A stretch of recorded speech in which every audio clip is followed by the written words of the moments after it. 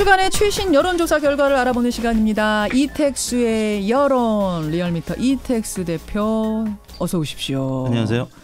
비 와요 지금 밖에? 네, 비 계속 오고 있습니다. 서울도 계속 비가 오고 있는 상태. 그러니까 장마 전선이 오르락 내리락, 이제 태풍까지 오면 여러분한테 주의 단단히 하셔야 됩니다. 근데 이택수 대표는 태풍이 오면 대표님 뭐 본인 걱정보다도 군에 있는 아들 걱정 먼저 되지 않으세요? 그렇습니다. 지금 전방에 있기 때문에 특히. 전방 어디 있어요? 양구에 있습니다. 아이고. 모르겠는데. 제대로 전방에 보내셨네요. 마침 우리가 지금 대체복무역에 대한 얘기 앞에서 토론으로 나눴거든요. 이건 개인적인 의견이니까. 개인적으로는 한 어느 정도 기간 동안 어떤 일을 해야지 이게 현역병들도 그래 라고 될 거라고 보세요? 제가 아들이 군대에 있어서라기보다는 뭐 일반 국민 입장에서 현역 군인들을 생각하면 군인들이 박탈감을 느끼지 않게 한 2배가량 이상은 복무를 해야 신성한 군복무를 하는 군인들 입장에서 마음이 어렵지 않을 것 같다는 생각이 듭니다. 2배 이상의 합숙도 하고?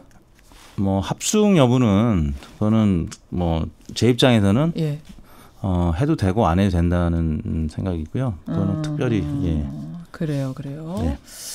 자, 지금 청취자 의견 보겠습니다. 최순길님 3년은 돼야죠. 우리나라의 특수성 감안해야 됩니다. 전상은님 장교로 3년 3개월 복무했습니다.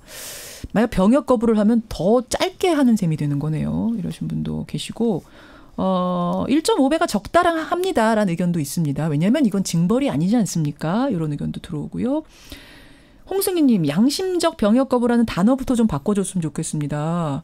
제 아들 지금 군인가 있는데 그럼 제 아들은 양심이 없어서 갔습니까? 이런 문제. 네, 그런 지적하는 분들이 많더라고요. 근데 이건 이제 양심 간 사람은 비양심이다 이런 뜻은 아니고 어떤 자기만의 기준, 그러니까 자신의 신념, 소신에 의해서 끝까지 거부했다라는 의미로 양심적 병역 거부라고 불리는 건데 또 듣는 사람들 입장에서는 서운하게 들릴 수도 있겠네요. 그래서 저도 찾아봤는데요.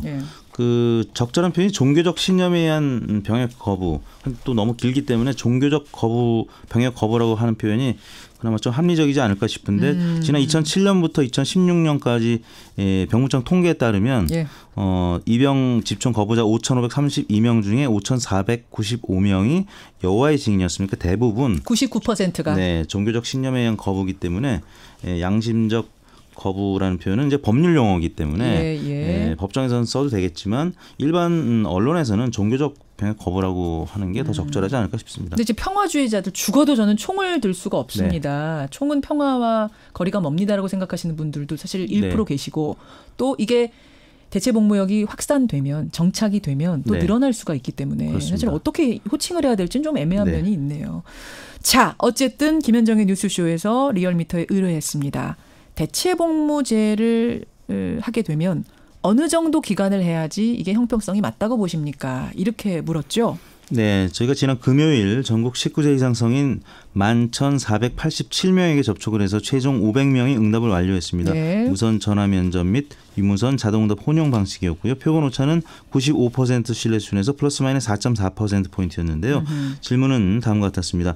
헌법재판소가 대체복무제를 규정하지 않은 현행 병역법 조항에 대해 헌법 불합치 결정을 내려서 향후 법 개정을 통해 양심적 병역 거부자들은 앞으로 사회봉사나 공공행정 등의 부문에서 대체 복무를 할 것으로 보이는데요. 아주 자세하게 설명을 해주셨어요. 그렇다면 선생님께서는 대체 복무의 기간으로 어느 정도가 가장 적정하다고 생각하십니까? 1번.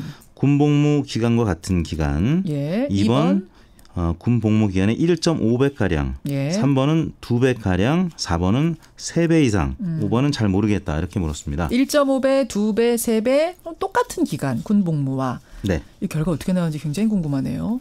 가장 많은 응답은 1.5배가 34%로 나타났고요. 2배가 30.8%로 나타났습니다. 그래서 두 의견을 합치면 64.8%, 65%가량이 1.5 내지 2배 응답을 했고요. 그럼 3배 이상은 어떻게 나왔어요? 3배 이상이 14.4%로 나타났고요.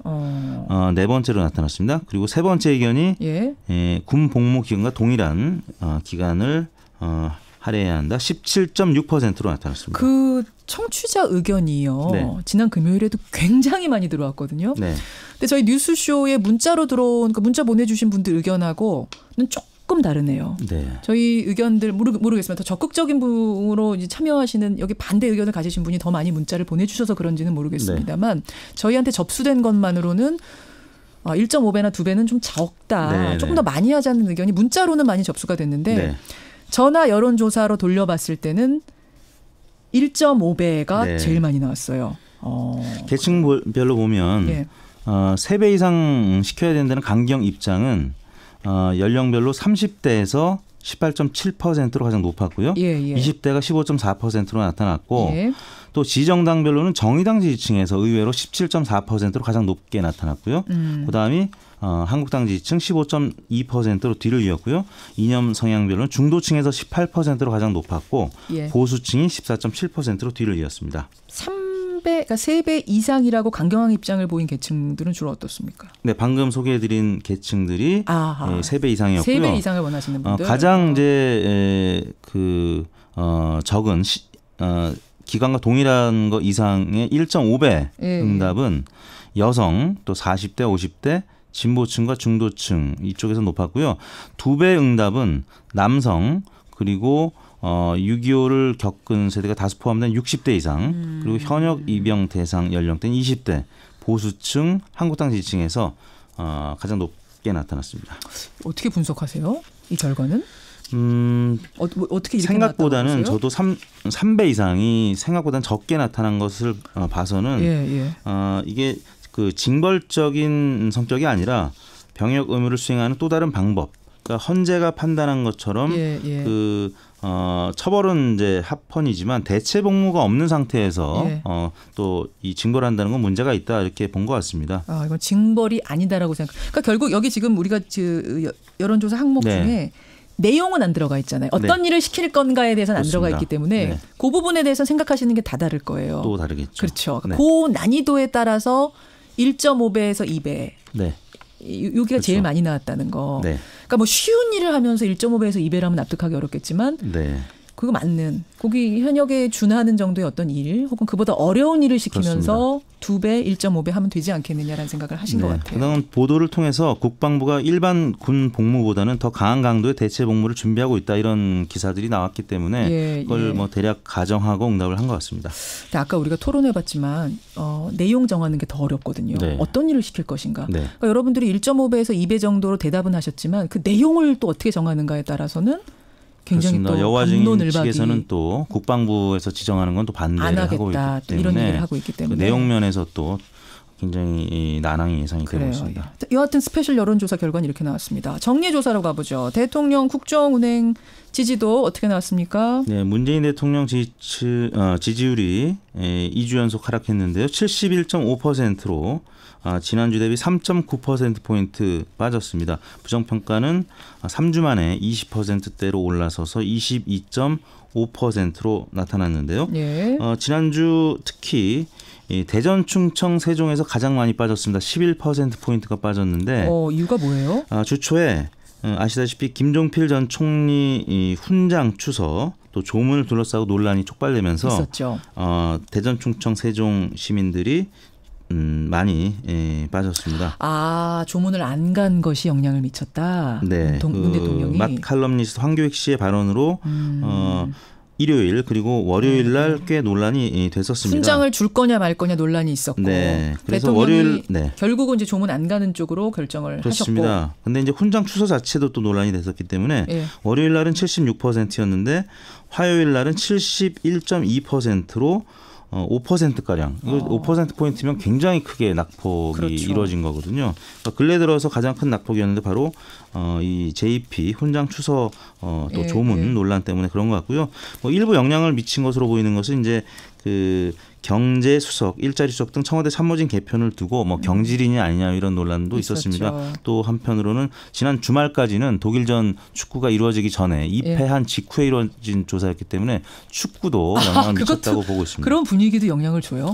원래 이제 월드컵이나 올림픽이 한 2.5% 내지 3%포인트 가량 상승 요인으로 작용을 하는데 지난 주말까지는 굉장히 여론이 좋지 않았었습니다. 그래서 이런 부분도 하락 요인으로 일부 작용한 것으로 보입니다. 축구도 못하고 짜증나 뭐 이런 분위기도 심리적으로 영향을 줄 수 있다. 주요선 청취자님은 난민 문제도 아마 추가됐을 거고요. 네, 맞습니다. 이런 얘기를 분석을 또 보내주시네요.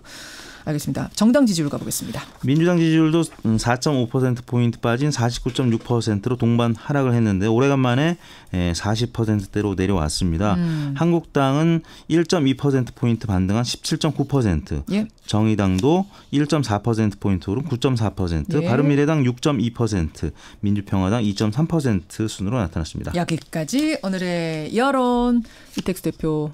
어떻게 조사하셨어요? 네, 이번 조사는 지난 월요일부터 금요일까지 6월 25일부터 29일까지 전국 19세 이상 유권자 52,372명에게 통화를 시도해서 최종 2,502명이 응답을 완료했습니다.